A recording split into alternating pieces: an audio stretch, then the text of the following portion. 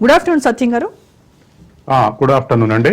సత్యం గారు, ఇప్పుడు ఇండియా ప్రపంచంలోనే 4th లార్జెస్ట్ ఎకానమీగా ఆవిర్భవించడానికి కారణమైనటువంటి మేజర్ రంగాలంటే ఏం చెప్తారు sir?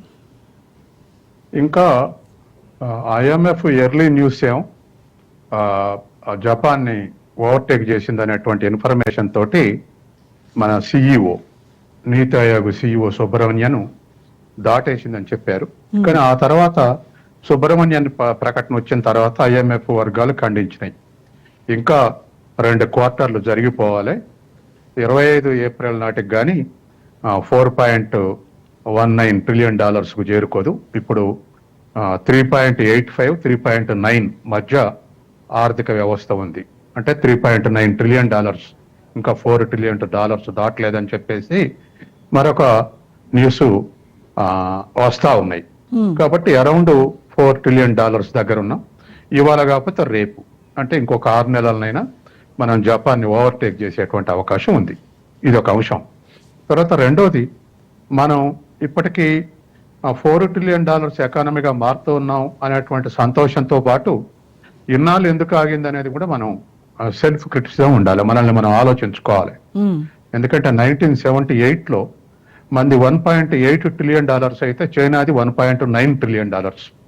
1.8 1.9, hours is 1.8, China is 1.9 trillion.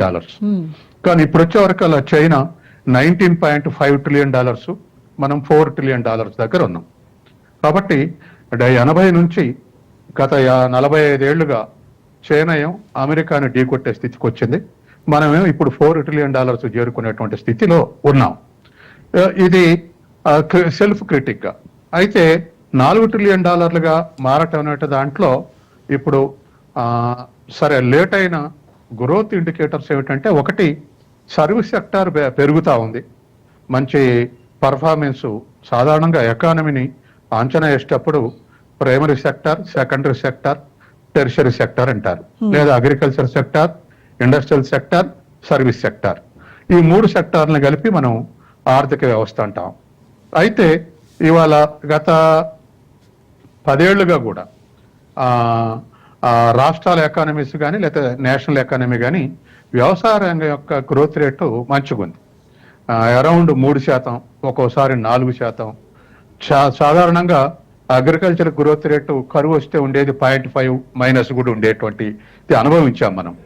కానీ ఇప్పుడు దరిదాపు అరౌండ్ 3.5% పర్మనెంట్ గా ఉంటుంది గత 10 ఏళ్లుగా, మధ్యలో 1-2 సంవత్సరాలు తప్ప. కాబట్టి అదొక అగ్రికల్చర్ సెక్టర్ యొక్క పర్ఫార్మెన్స్ బాగుంది. తర్వాత మనం స్వాతంత్రం వచ్చిన నాడు మన అగ్రికల్చర్ ప్రొడక్షన్ 50 మిలియన్ టన్స్, ఇప్పుడు వచ్చేవరకల్లా దరిదాపు 330 మిలియన్ టన్స్కు చేరుకుంది. దరిదాపు 6 రెట్లు దాటి 7 రెట్లు వ్యవసాయ ఉత్పత్తి పెరుగుతుంది. దీనికి ప్రధాన కారణం 66లో మనం వ్యవసాయ విప్లవం లేదా దాన్ని హరిత విప్లవం అంటాం. హరిత విప్లవాన్ని ప్రారంభించుకోవటం, రైతులు ఎడ్యుకేట్ కావటం, ఇరిగేషన్ పెరగటం, వీటన్నిటి దృష్ట్యా హైబ్రిడైజేషన్ రావటం, విత్తనాల్లో ఫెర్టిలైజర్ పెస్టిసైడ్స్ వాడటం, వీటన్నిటితోటి ఇవాళ 330 మిలియన్ టన్స్ చేరుకున్నాం. దరిదాపు ఎప్పుడు కూడా 3.54% గ్రోత్ రేట్ వస్తుంది. ఇది ఒక మంచి పర్ఫార్మెన్స్ గత దశాబ్ద కాలంగా వస్తుంది. రెండవది సర్వీస్ సెక్టార్, అంటే సేవా రంగం. సేవా రంగంలో మనం కన్స్ట్రక్షన్ యాక్టివిటీ కానీ, ఐటీ కానీ, పబ్లిక్ ఎక్స్పెండిచర్ కానీ, ఇటువంటి అన్ని బ్యాంకింగ్ కానీ, ఇన్సూరెన్స్ కానీ, ఇదంతా కూడా సర్వీస్ సెక్టార్ కిందకి వస్తుంది. సర్వీస్ సెక్టార్ దరిదాపు మన ఎకానమీలో 60% చేరుకుంది. కాబట్టి సర్వీస్ సెక్టర్ పర్ఫార్మెన్స్ కూడా అరౌండ్ 8% ఉంటుంది, ఒక్కొక్కసారి 10-12 కూడా ఉంటుంది. కాబట్టి ఈ 2 రంగాల యొక్క పర్ఫార్మెన్స్ వల్ల మన ఆర్థిక వ్యవస్థలో కదలిక వచ్చింది. తర్వాత మన వీక్నెస్ ఏమిటంటే తయారీ రంగం, అంటే పారిశ్రామిక రంగం. తయారీ రంగం యొక్క వాటా 16% ఉంది మన ఎకానమీలో. ఇది 30%కి పెట్టుకుని ఆబ్జెక్టివ్ పెట్టుకొని మనం ప్రయత్నం చేస్తూ వస్తున్నాం. కానీ 16% దగ్గరే ఉంది, 16 to 18% దగ్గరే ఉంది. దీంట్లో గనక ఒక మంచి కృషి, మంచి ఇంప్రూవ్మెంట్ ఉంటే ఆర్థిక వ్యవస్థకు ఒక సస్టైనబిలిటీ ఉంటుంది, ఒక స్థిరత్వం వస్తుంది. కాబట్టి ఈ విషయంలో మనం సేకరించినటువంటి పెట్టుబడులు కానీ, మనం పెట్టే పెట్టుబడులు కానీ అంతర్జాతీయంగా పోలిస్తే మిగతా వాళ్ళతోటి మనం తట్టుకోలేకపోయినాం. మిగతా వాళ్ళంతగా మనం డొమెస్టిక్ క్యాపిటల్ అంటే స్వదేశీ పెట్టుబడులు కానీ, విదేశీ పెట్టుబడులు కానీ ఆ స్థాయిలో సేకరించలేకపోయాం. కాబట్టి మనకు తయారీ రంగం ఇప్పటికి కూడా ఇంకా మంచి పర్ఫార్మెన్స్ ఇవ్వట్లే. ఒక్కోసారి 8 ఉన్నా, ఒక్కోసారి 3 ఉన్నా, ఒక్కోసారి 4 ఉన్నా పర్సంటేజ్ ఆఫ్ గ్రోత్. మొత్తం మీద ఇది డిస్కరేజింగ్ ఉంది. దీనిలో ఒక క్వాలిటేటివ్ ఇంప్రూవ్మెంట్ తీసుకురావాలని ఇప్పుడు రాష్ట్రాల ముఖ్యమంత్రి, కేంద్ర ప్రభుత్వం ఇతర దేశాలు పర్యటించడం, మా దేశానికి విదేశీ పెట్టుబడులు రెండని ఆహ్వానించడం, అట్లా కొంత ఇంప్రూవ్మెంట్ పెరిగింది. పెరగటంతో కొంత స్థిరత్వం చేకూరుతుంది. అయినా ఇతర దేశాల పర్ఫార్మెన్స్ తో పోతే తక్కువ ఉంది తయారీ రంగం.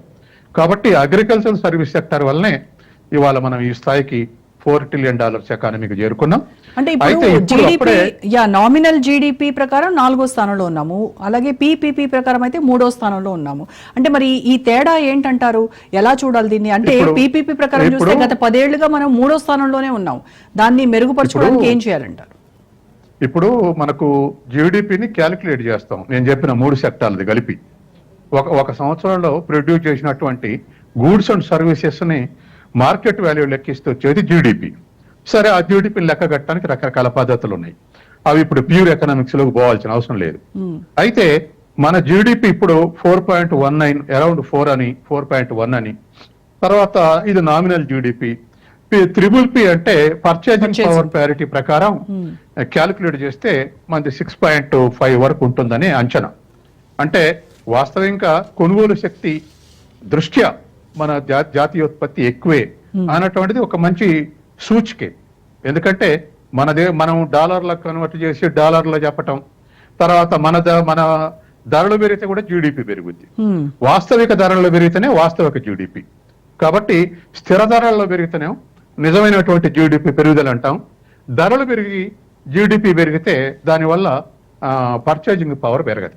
కాబట్టి వాస్తవిక వ్యయం పెరిగి వాస్తవిక ధరలు అట్లాగే స్థిరంగా ఉండి మనం లెక్కేస్తే ఈ పర్చేజింగ్ పవర్ ప్యారిటీ అంటే మన రూపాయి కొనుగోలు శక్తిని బట్టి అంచనా వేసినప్పుడు మనది ఎక్కువే ఉంది.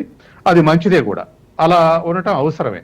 కాబట్టి ఇప్పుడు మనం ఫోర్త్ ప్లేస్ అయినా మనం డెవలప్డ్ కంట్రీ అని పిలవడానికి వీల్లేదు, అభివృద్ధి చెందిన దేశం అంటానికి వీల్లేదు. అభివృద్ధి చెందిన దేశానికి ఈఎన్ఓ ఒక ఇండికేషన్ ఇచ్చింది. అంటే సుమారు $6,000 పర్ క్యాపిటల్ ఇన్కమ్ ఉంటే దాన్ని మనం అభివృద్ధి చెందిన దేశంగా లెక్కించవచ్చు అని చెప్పేసి. ఇవాళ మన తలసరి ఆదాయం $2,800 మన తలసరి ఆదాయం. కాబట్టి మనం డెవలప్డ్ కంట్రీగా మారటానికి మనం ఇంకా ఆర్థిక వ్యవస్థని రెట్టింపు చేసుకోవాల్సినటువంటి అవసరం ఉంది. ఇవాళ దరిదాపు $3,000 ఉంటే $6,000 కావాలంటే జనాభా స్థిరంగా ఉన్న పెరుగుదల పెద్దగా లేకున్నా మన ఎకానమీ డబల్ కావాలి. అంటే $8 ట్రిలియన్ అయితే అప్పుడు కాస్త అభివృద్ధి చెందిన దేశం అని పిలిచేటువంటి అవకాశం ఉంది. కాబట్టి ఆ మేరకు ఇప్పుడు జనాభా ఎక్కువ ఉంది కాబట్టి జనాభా తోటి జీడిపిని భాగిస్తూ వచ్చేది పర్ క్యాపిటల్ ఇన్కమ్. ఆ పర్ క్యాపిటల్ ఇన్కమ్ ఆధారంగా మనం డెవలప్డ్ కంట్రీ, డెవలపింగ్ కంట్రీ అనుకుంటే ఇప్పుడు చైనా కూడా ఇప్పటి వరకు కూడా డెవలపింగ్ కంట్రీ అని పిలుస్తున్నాం, అభివృద్ధి చెందుతున్న దేశం అనే పిలుస్తున్నాం. ఏది $20 ట్రిలియన్ వాళ్ళ జీడిపి ఉన్నా ఎందుకంటే ఈ మధ్యనే అది $13,000 చేరుకుంది తలసరి ఆదాయం. అయినా ఇంకా ఇప్పుడు డెవలప్డ్ కంట్రీస్ లో లెక్కించట్లేదు, ఇప్పుడే ఆ దశకు చేరుకుంటుంది. ఇప్పుడు సపోజ్ డెవలప్డ్ కంట్రీ అని అనుకోండి, జపాన్ది $55,000 పర్ క్యాపిటల్ ఇన్కమ్, తర్వాత జర్మనీది $54,000 పర్ క్యాపిటల్ ఇన్కమ్, అమెరికాది $89,000 పర్ క్యాపిటల్ ఇన్కమ్, మనకి పర్ క్యాపిటల్ ఇన్కమ్ $3,000. కాబట్టి మనం అభివృద్ధి చెందిన దేశంగా మారాలంటే ఇంకా మనం ప్రయాణం శీఘ్రతరం చేయాల్సినటువంటి అవసరం ఉంది. తర్వాత దీనికి చోదక శక్తులుగా మనం కోల్పోయింది ఏమిటంటే క్యాపిటల్ అండ్ టెక్నాలజీ. ఈ 2 చోదక శక్తులుగా పనిచేస్తున్నాయి ఏ దేశంలో అభివృద్ధికి. కాబట్టి మన భారతదేశం చదువు మీద, టెక్నాలజీ మీద, దాని మీద ఎక్కువ ఖర్చు చేసి ఇన్వెన్షన్స్ ఎక్కువైతే అప్పుడు ఇంకా శీఘ్రంగా ఉండేటువంటి అవకాశం ఉంది.